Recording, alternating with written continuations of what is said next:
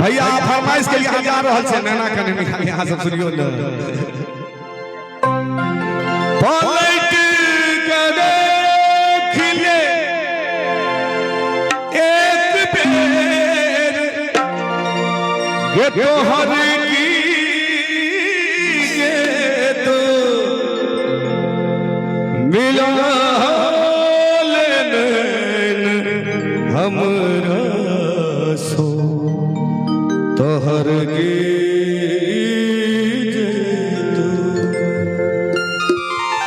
क्या बात है। कवाली के मजा थोपड़ी में है लेकिन अपने सब पास में किया दोस्त के साथ थोपड़ी बजे भी अलग आनंद देते। ये कमेटी के लोग सब छत्तीस से सामने में थे तकने हम उजीन भाई क्या बात है बारे बारे वाह वाह जय हो वाह कहे छथी एक नैना कने मिला ले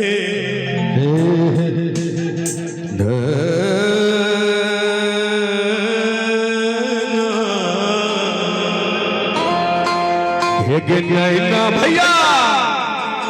नैना कने मिला ले मैडम अग नैना कने मिला ले गई जुल्फी वाली रानिया नैना कने मिला ले गई जुल्फी वाली रानिया नैना कने मिला ले गई जुल्फी वाली रानिया नैना कने मिला ले नैना कने मिला ले जुल्फी वाली रानिया नैना कने मिला ले गई जुल्फी वाली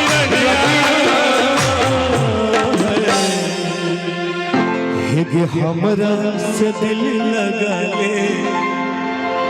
मैडम हमरा से दिल लगा ले जुल्फी वाली रानिया नैना कने मिला ले जुल्फी वाली रानिया नैना कने मिला ले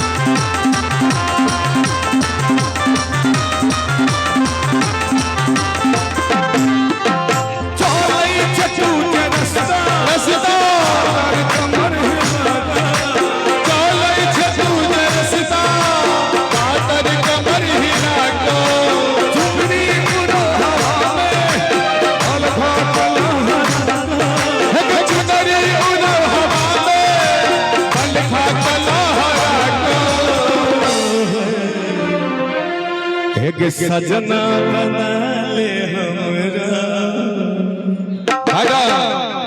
मैडम सजना बना ले हमरा देख रहे कितनी सुहानी मौसम है ना भैया सुहानी मौसम भैया कि चांदनी रात में चांदनी रात में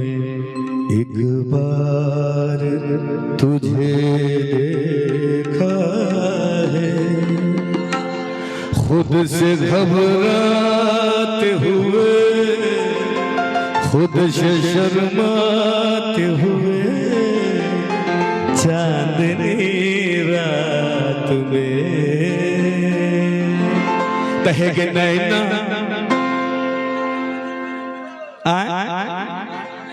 गजल गजल क्या क्या बात है हमारे मैडम, तो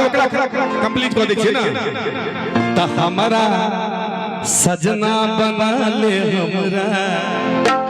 अगर सजना बना ले हमरा, जो हमर सजनिया बना ले हमरा, जो हमर मेरा कने मिला ले, जुल्फ़ वाली रैया मेरा कने मिला ले, जुल्फ़ वाली रैया।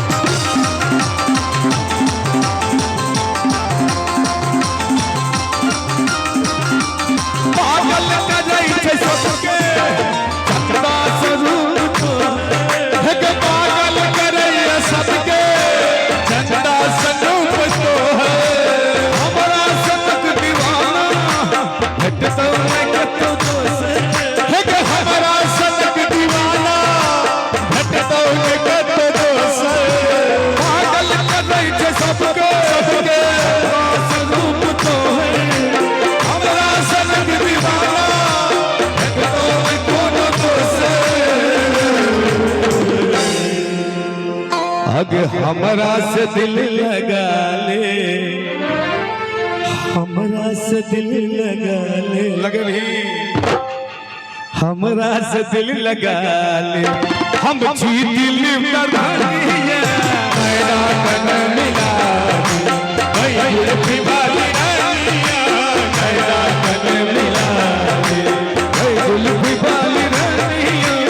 मेरा कन मिला ले,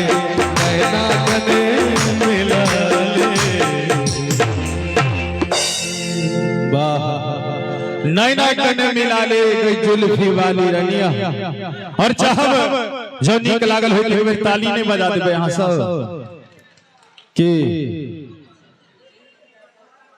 की मैया नीक लगैया। राधे राधे कहियो एक बेर राधे राधे। सब गोटे बैस जाओ अपन अपन स्थान पर और कार्यक्रम एखन बहुत देर चलते, ते अपने सब शांति के दान दी और कार्यक्रम के आनंद लिया। और हमरा सबके बीच दिलीप दरभंगिया जी के चाहे फैन छै जे समस्तीपुर से चल के बेचारा दीने में आबि के और हिनकर कार्यक्रम देखे के लेल समस्तीपुर से चल के एलखिन है। एक बार फैन के लिए अपने सब जोरदार ताली बजा दियो सब गोटे। और हिनका तरफ से